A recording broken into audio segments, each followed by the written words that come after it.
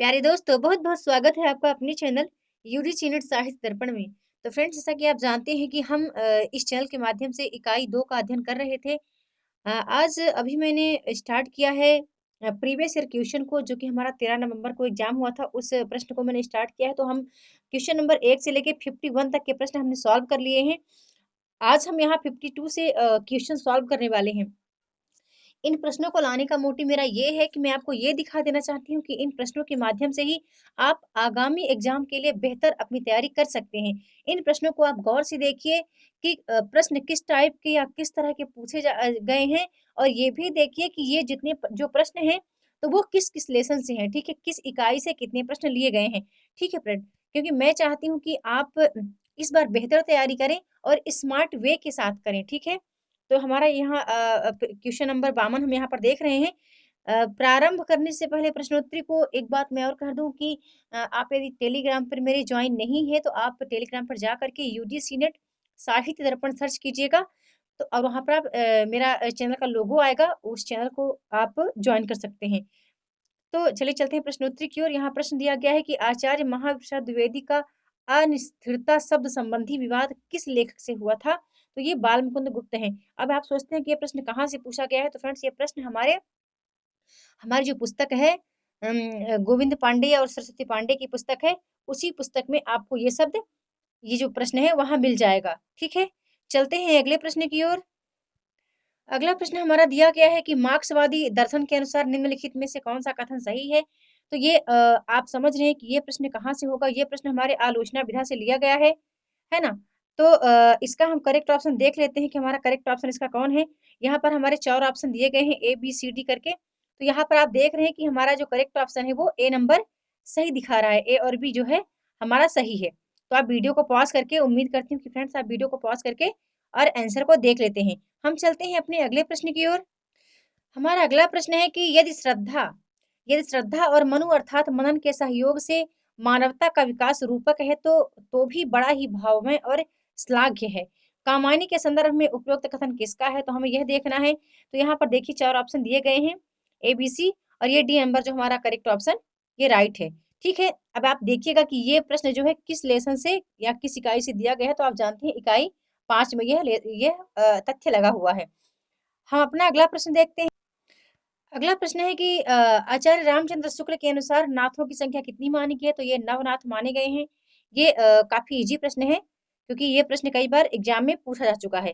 हम फिर चलते हैं अगले प्रश्न की ओर। अगला प्रश्न हमारा दिया गया है कि ओ मेरे आदर्शवादी मन, ओ मेरे आदर्शवादी मन, ओ मेरे सिद्धांतवादी मन, अब तक क्या किया, जीवन क्या जिया। अब हमें यहाँ बताना है कि उपयुक्त पंक्तियों के आधार पर यह बताना है कि कौन-सा सही नहीं है। तो यहाँ हम देखते हैं कि ये जो हमारे ये ए नंबर सही है, आत्मालोचना है, ये भी सही है।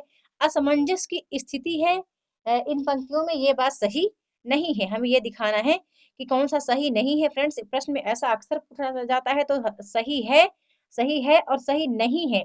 इन पर आप ज़रूर ध्यान दिया करिए, ठीक है? तो हमने देखा कि यहाँ जो हमारा करेक्ट ऑप्शन है वो सी नंबर हमारा करेक्ट है। अब फिर हम चलते हैं अपने अगले प्रश्न।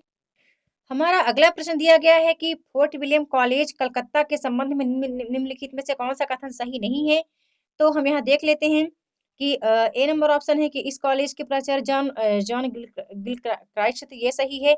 इंग्लैंड से नवागत अंग्रेज अफसरों के प्रशिक्षण की व्यवस्था थी, ये भी सही है।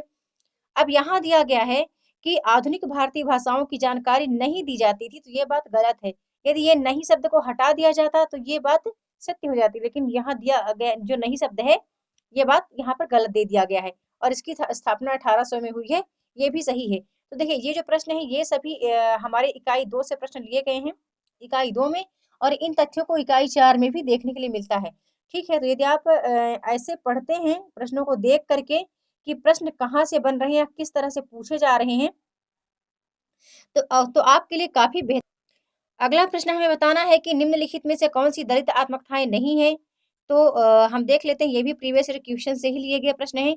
तो आज के तीर तिरस्कृत पानी बीच मीन प्यासी और मेरी पत्नी और भेड़िया। तो यहाँ यहाँ हमारा जो करेक्ट ऑप्शन दिया गया है, तो ए और सी जो है हमारा वो राइट आंसर है कि ए और सी है जो वो दलित आत्मकथाएँ नहीं हैं, ठीक है? अब उम्मीद करती हूँ आप फ्रेंड्स वीडियो को पॉज़ कीजिएगा और आप ऐसे लगा लीजिएगा कि ये जो आत्मकथाएं हैं वो कैसी नहीं है, दलित आत्मकथाएं नहीं है। ठीक है, फिर हम अपने अगले प्रश्न की ओर चलते हैं। हमारा अगला प्रश्न दिया गया है कि निम्नलिखित में से कौन सा कथन सही नहीं है।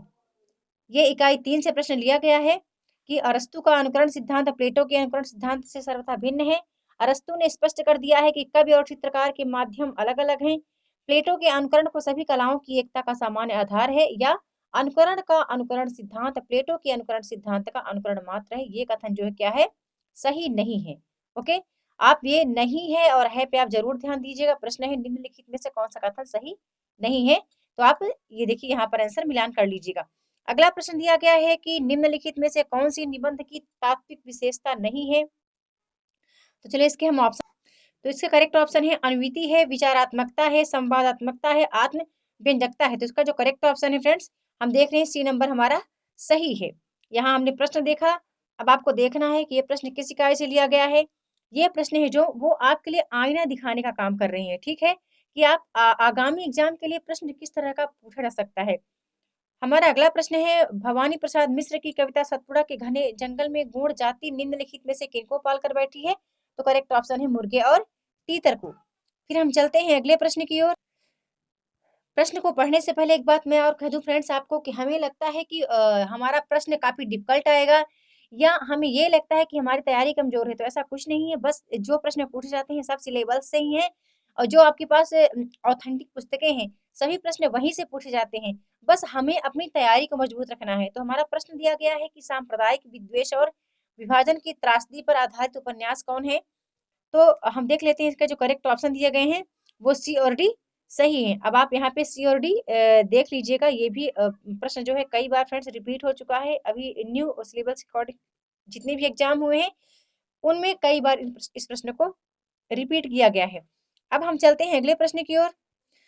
अगला प्रश्न है हमारा सीता हरण तात जनि कहीं पिता सन जाए, जो मैं राम ते कुल सहित कहीं दसावन न जाए।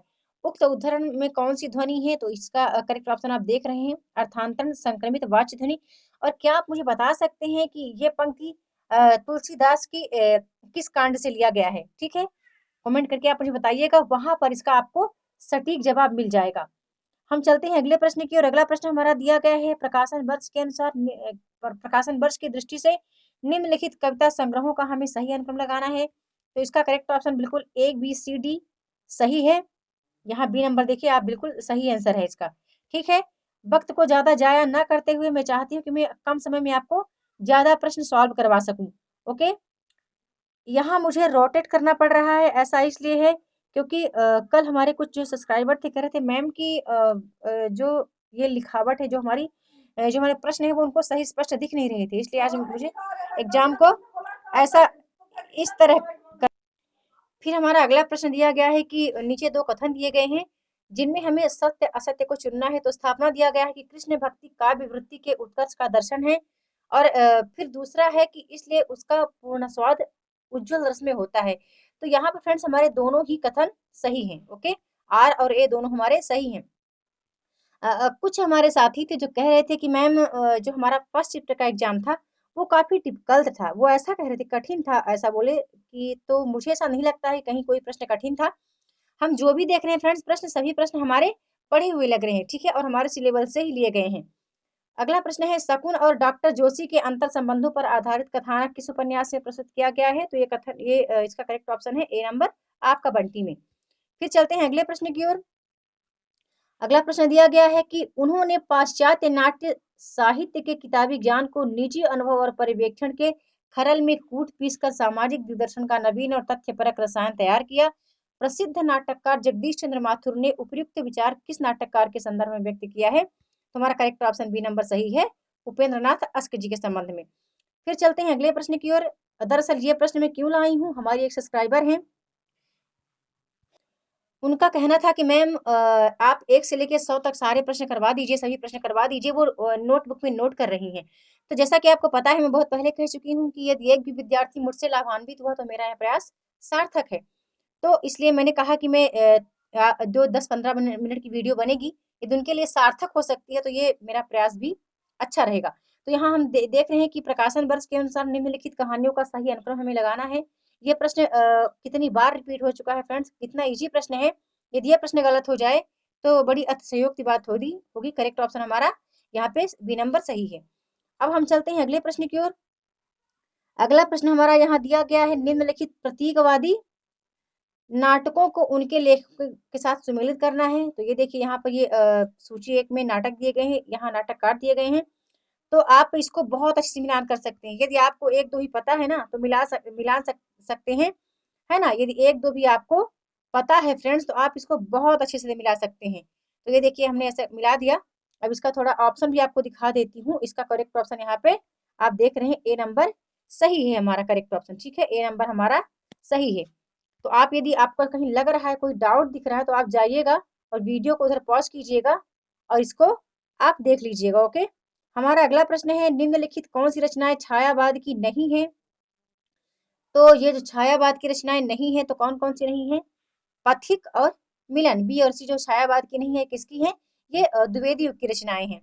ओके, यहाँ पे ऑप्शन दिया गया होगा बी और सी, देखिए करेक्ट है, बी और सी जो है वो करेक्ट ऑप्शन है। अब हम चलते हैं अगले प्रश्न की ओर। अगला प्रश्न हमारा दिया गया है, निम्नलिखित में से कौन सा शब्द यौगिक है, रूढ़ नहीं। ठीक है, यौगिक है, रूढ़ नहीं। तो यहाँ करेक्ट ऑप्शन आप देख रहे हैं, ए नंबर हमारा करेक्ट है। अब हमारा अगला प्रश्न यहीं पर दिया गया है कि प्रकाशन वर्ष के अनुसार निम्नलिखित उपन्यासों का सही अनुक्रम बताना है। तो इसका आप ये देखिए, ये उपन्यास दिए गए हैं और ये प्रश्न सभी आप, ये उपन्यासों से आप अवगत हैं, सभी को आप जानते हैं। यहाँ करेक्ट ऑप्शन हमारा दिया गया है, ए नंबर हमारा करेक्ट है। मैं इन प्रश्नों को इसलिए दिखाना चाह रही हूँ कि एनटीए का जो प्रश्न हमारा एनटीए लेता है या यूजीसी नेट जो यूजीसी पहले लेता था, अंतर सिर्फ इतना है कि एनटीए ने कुछ पैटर्न बदले हैं, वो विषय वस्तु को ज्यादा पूछने लगा है। और पहले क्या था, ज्यादा प्रश्न कैसे आते थे, क्रमानुसार ऐसा करके। तो वो अनुक्रम वाले कम करके इन्होंने विषय वस्तु ज्यादा पूछना स्टार्ट कर दिया, या उनके पात्रों के संवादों को ऐसा करके। तो देखते हैं अगला प्रश्न है। अगला प्रश्न है, मानस का हंस उपन्यास के पात्र नहीं है। तो ये जो है वीरपाल सिंह और जानवी जो है मानस का हंस उपन्यास के पात्र नहीं है। फिर चलते हैं अगले प्रश्न की ओर। अगला प्रश्न है, रामचंद्र शुक्ल के अनुसार निम्नलिखित में से किस ग्रंथ में कयामत का वर्णन है। करेक्ट ऑप्शन हमारा सी सही है, आखिरी कलाम में कयामत का वर्णन है। ठीक है, अब हम अपना अगला प्रश्न देख लेते हैं। अगला प्रश्न है हमारा, निम्नलिखित नामवर सिंह की निम्नलिखित कृतियों को प्रकाशन वर्ष की दृष्टि से हमें सही अनुक्रम में व्यवस्थित करना है। तो इनका मैं करेक्ट ऑप्शन आपको दिखा देती हूँ फ्रेंड्स। नामवर सिंह हैं, डॉक्टर नगेंद्र हैं और आचार्य शुक्ल जी हैं, या रामविलास शर्मा जी हैं, डॉक्टर श्याम सुंदर दास हैं, बाबू गुलाब राय हैं। इन सबका बहुत अधिक, जैसे राम स्वरूप चतुर्वेदी हैं, तो इनका बहुत ज्यादा पूछा जाता है क्या, प्रकाशन वंश के अनुसार इनके जो आलोचनात्मक कृतियां हैं उनका क्रमानुसार लगाने के लिए आता है। तो हमने पीछे इसका वो देखा, इनके प्रश्न देखे और यहाँ पर आपको दे दिया है क्रम ACBD ऐसा करके। अब आपको थोड़ा सा प्रश्न भी दिखा, ये देखिए प्रश्न दिया गया है कि नामवर सिंह के जो निम्नलिखित कृतियां हैं उनका प्रकाशन वर्ष की दृष्टि से सही अनुक्रम बताना है। तो यहाँ ये 4 दिए गए हैं, हिंदी के विकास में अपभ्रंश का योग, कविता के नए प्रतिमान, छायावाद और दूसरी परंपरा की खोज। तो ये दिए गए हैं, तो हमने यहाँ इनका व्यवस्थित अनुक्रम भी देख लिया। अब हम चलते हैं अगले प्रश्न की ओर। अगला प्रश्न हमारा दिया गया है कि निम्नलिखित आचार्यों को उनके कालखंड के साथ सुमेलित करना है। तो ये हमारे आचार्य दिए गए हैं और ये प्रश्न आप जानते हैं किस इकाई से लिया गया है, ये इकाई 3 से प्रश्न लिया गया है। इकाई 3 से अक्सर प्रश्न पूछे जाते हैं। जैसे इकाई 3 से मैंने देखा कि 5 से 6 प्रश्न भी ये जो प्रथम पाली में प्रश्न था उसमें पूछा गया है। द्वितीय पाली में 3 से 4 प्रश्न ही पूछे गए थे इकाई 3 से। और बता दूं पिछली बार तो बता दूं 12 से 13 प्रश्न थे जो पिछली बार एग्जाम हुआ है, 5 दिसंबर को हुआ था। तो 13 से 14 प्रश्न पूछे गए थे, इस बार कुछ कम प्रश्न पूछे गए हैं। तो चलिए हम मिलान कर लेते हैं। ये हमारे यहाँ पर आचार्य दिए गए हैं और आचार्यों को हम सूचीबद्ध मिला लेते हैं। तो ये हमारे आचार्य हैं, हम देख लेते हैं किसको कहाँ पे मिलान करना है। तो हमारे जो भी हम मिलाते हैं कि भामह जी हैं वो यहाँ पर जाएंगे, विश्वनाथ प्रसाद त्रिपाठी विश्वनाथ हमारे यहाँ पर जाएंगे और इसके बाद हमारे आएंगे मम्मट जो है यहाँ आएंगे और ये शंकुक जो है यहाँ जाएंगे। तो हम देख लेते हैं हमारा जो ऑप्शन दिया गया है, करेक्ट ऑप्शन हमारे यहाँ पे डी नंबर सही है, यानी डी नंबर हमारा करेक्ट ऑप्शन है। ओके, डी नंबर जो है हमारा वो करेक्ट ऑप्शन है। ठीक है फ्रेंड्स। फिर हमारा अगला प्रश्न दिया गया है कि निम्नलिखित रचनाकारों को उनकी रचनाओं के साथ सम्मिलित करना है। तो ये रचनाकार दिए गए हैं, हम इनको हम मिलान कर लेते हैं, कौन कहाँ जाएगा। जैसे हमारे जो ये सूदन है, सुजान चरित्र पे जाएंगे, पद्माकर जी यहाँ जाएंगे, और घनानंद जी यहाँ जाएंगे, और बोधा जी यहाँ जाएंगे। तो इसका हम करेक्ट ऑप्शन देख लेते हैं कौन सा सही है। तो हमारा जो बी नंबर ऑप्शन है फ्रेंड्स, वो हमारा बी नंबर ऑप्शन, ये देखिए यहाँ पर करेक्ट है ना। बी नंबर हमारा ऑप्शन जो है ये करेक्ट है। ठीक है, अगले प्रश्न की ओर चलते हैं। ये प्रश्न जो लाने का मेरा मोटिव है, ये दिखाना चाह रही हूँ कि कोई भी प्रश्न कठिन नहीं है, और कोई प्रश्न आपके लिए इतने भी नए नहीं है कि आप इनसे अवगत नहीं है। सिर्फ ये दिक्कत है कि हमारी तैयारी में कहीं न कहीं कुछ कमी रह गई थी। प्रश्न है, अंधा युग के निम्नलिखित पात्रों को उनकी प्रमुख चारित्रिक विशेषताओं के साथ सम्मिलित करना है। ये देखिए, ये अंधा युग के प्रमुख पात्र दिए गए हैं, और हम इनके विकल्प दिखा देते हैं। तो आप इनके विकल्प देखिए, और फिर आप इसको हो सके तो फ्रेंड्स आप कहीं पर नोट कर लीजिए। मैं तो यही आपको सजेस्ट करूंगी, जो अभी नए प्रश्न आए हैं, 3 बार जो हमारा एग्जाम हुआ है न्यू पैटर्न के अकॉर्डिंग, एक जून का, और एक दिसंबर का, और दूसरा जो अभी ये न्यू सेशन हमारा 13 नवंबर को 2 है। ये 4 प्रश्न, 4 जो सेट हैं, इनको आप एक जगह कहीं पर लिख सकते हैं। नहीं लिख सकते हैं तो इनका पीडीएफ अपने पास रखिए, और बार बार इनको एनालाइज कीजिए कि प्रश्न कैसे पूछा गया है, और बदला कहाँ पर है, कौन से प्रश्न को कब कहाँ बदल दिया गया है ना। तो इसका हम करेक्ट ऑप्शन देखते हैं, हमारा इसका सी नंबर जो है वो करेक्ट ऑप्शन है। प्रश्न लाने का यही मोटिव है। मैं चाहती हूँ कि जो भी मुझसे जुड़े हुए हैं, उनको जरा भी डाउट ना हो उनको अपनी तैयारी पर, और वो अच्छे से तैयारी करें इस बार, और एग्जाम को क्रैक करें। अगला प्रश्न है हमारा, त्रिशंकु के नाटककार कौन है बताना है। तो करेक्ट ऑप्शन हमारा है बृजमोहन शाह है। फिर चलती हूँ अगले प्रश्न की ओर। अगला प्रश्न है, निम्नलिखित में से टी.एस. इलियट की पुस्तक कौन सी है। टी.एस. इलियट की पुस्तक बतानी है। देखिए, ये भी प्रश्न इकाई 3 से ही लिया गया है। तो ये देखिए हमारे यहाँ ऑप्शन दिए गए हैं। अब इसके करेक्ट ऑप्शन पर मैं आपको ले चलती हूँ। इसका करेक्ट ऑप्शन यहाँ बी और डी दिया गया है। अब आप वीडियो को पॉज करिएगा, और बी और डी को देखिए कि कौन सा बी और डी है जो कि इनकी पुस्तकें हैं, किसकी, इलियट जी की। ठीक है, इलियट जी की पुस्तकें कौन सी हैं आप देख लीजिएगा। अब चलते हैं अगले प्रश्न की ओर। तो जो हमारा अगला प्रश्न है फ्रेंड्स, दिया गया है, निम्नलिखित में कौन सा कथन सही है। ये सभी कथन किसके हैं, वर्ड्सवर्थ के हैं, और हमें बताना है कि कौन सा कथन वर्ड्सवर्थ का सही है। तो ये हमारा जो सी नंबर है वो करेक्ट है। कॉलरिज के अनुसार किसी कलाकृति का मूल्य उसकी कलात्मकता में ही है, उसके बाहर नहीं है। फिर अगले प्रश्न की ओर चलते हैं। अगला प्रश्न हमारा दिया गया है, पुनर्जागरण के संबंध में निम्नलिखित में से कौन से कथन सही है। तो ये देखिए यहाँ पर ये दिए गए हैं ऑप्शन, इसका ए और डी सही बता रहा है। लेकिन मैं आपको बता दूं, ये प्रश्न आपको कहाँ कहाँ देखने के लिए मिलेगा।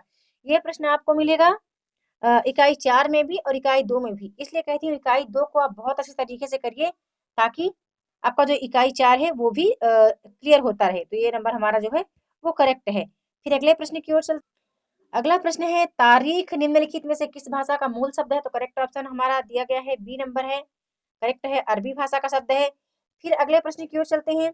अगला प्रश्न यहाँ पर है कि निम्नलिखित में से आषाढ़ का एक दिन के पात्र हमें बताने। ये भी देखिए कितना इजी प्रश्न है। तो करेक्ट ऑप्शन बी और सी हमारा जो है वो करेक्ट है। यहाँ पर हम देख लेंगे बी और सी हमारा करेक्ट है, जो कि आषाढ़ के एक दिन के पात्र हैं। ठीक है, अब आप बताइए कहाँ पर आपको दिक्कत है। यहाँ पर ऐसे कोई से प्रश्न है जो हमें ऐसे लगते हो कि जिनसे हम अवगत ना हो, है ना फ्रेंड्स। कोई प्रश्न इतने कठिन नहीं है, बस हमें अपनी तैयारी को मजबूत बना के रखना है। अगला प्रश्न है, निम्नलिखित में से किस बिंदु पर महात्मा गांधी और डॉक्टर भीमराव अंबेडकर का मतभेद थे। तो इन दोनों के बीच मतभेद थे, वो हमें बताना है। तो करेक्ट ऑप्शन ये है, अलग मतदाता सूची। ये प्रश्न इकाई 4 से लिया गया है। फिर अगला प्रश्न है, साधो साधो जग बौराना, साधो साधो जग बौराना, साची कहो तो मारन धावे, झूठ कहे जगपति आना, हिंदू कहते हैं राम हमारा, मुसलमान रहमाना, आपस में तो लड़े मरते हैं, मरम को नहीं जाना। तो इन पंक्तियों में हमें यह बताना है कि उपरोक्त पंक्तियों का कौन सा मतलब कबीर का संदेश नहीं है। उपरोक्त पंक्तियों से कबीर के संदेश कौन से व्यक्त नहीं करते हैं। तो ये करेक्ट ऑप्शन हमारा ये ए नंबर सही है। धार्मिक असहिष्णुता का जो है वो ये संदेश इस पंक्तियों के माध्यम से व्यक्त नहीं हो रहा है। ये पंक्तियां किसकी है, कबीर जी की हैं। अब अगला प्रश्न है, बहुत इजी प्रश्न है फ्रेंड्स। इस प्रश्न से तो आप अवगत ही हैं कि निम्नलिखित बोली वर्गों को उनसे संबद्ध बोलियों के साथ सम्मिलित कीजिए, जो कि इकाई 1 से प्रश्न लिया गया है। तो इस प्रश्न को उम्मीद करती हूँ आप मिलान कर लेंगे, क्योंकि ये प्रश्न हमारे लिए सबसे ईजी है। ठीक है, ये प्रश्न हमारे लिए बहुत ईजी है। ओके, अब चलते हैं, इसका ऑप्शन आपको दिखा देती हूँ। हाँ, इसका ऑप्शन मैंने लिया नहीं है क्योंकि मुझे लग रहा था इसका ऑप्शन लेने की आवश्यकता नहीं है। इन प्रश्नों से आप अवगत हैं। एक ये है, इन प्रश्नों से भी आप अवगत हैं। लाला ब्रजकिशोर और मुंशी चुन्नीलाल निम्नलिखित में से किस उपन्यास के पात्र हैं? करेक्ट ऑप्शन परीक्षा गुरु है। डी नंबर इसका करेक्ट ऑप्शन है। ओके, अब बताइए आपको कहाँ दिक्कत है। हम कहते हैं कि हमारी तैयारी अच्छी नहीं हो पा रही है। ये हमारा आज का अंतिम प्रश्न है। नीचे दो कथन दिए गए हैं। कथन एक है, छायावाद श्रृंगार लिप्सा का काव्य है। दूसरा है, वस्तुतः रीतिकालीन श्रृंगार भावना ही छायावाद में अज्ञात आलंबन का आधार बनी। तो यहाँ पर कथन एक जो और कथन दो है, दोनों कैसे हैं? गलत हैं। ऐसा नहीं है कि छायावाद ही श्रृंगार लिप्सा का काव्य है, और ना ही ये सत्य है कि वस्तुतः रीतकाल श्रृंगार भावना ही छायावाद में अज्ञात आलंबन का आधार बनी। फ्रेंड्स, जहां हमने 90 तक प्रश्न लिया, इसके बाद बता दूं मैंने लिया है 91 से 95 तक के प्रश्नों को। इसको मैं बाद में करवाऊंगी। इसके लिए एक ट्रिक भी मैं लेकर आऊंगी कि अवतरण को किस प्रकार हल कीजिए। तो आज की वीडियो में इतना ही। बस जल्द मिलती हूँ अपने नेक्स्ट वीडियो में न्यू टॉपिक के साथ। तो आपको आज की वीडियो कैसे लगी, कमेंट करके और लाइक करके अपना फीडबैक मुझ तक आप भेज सकते हैं।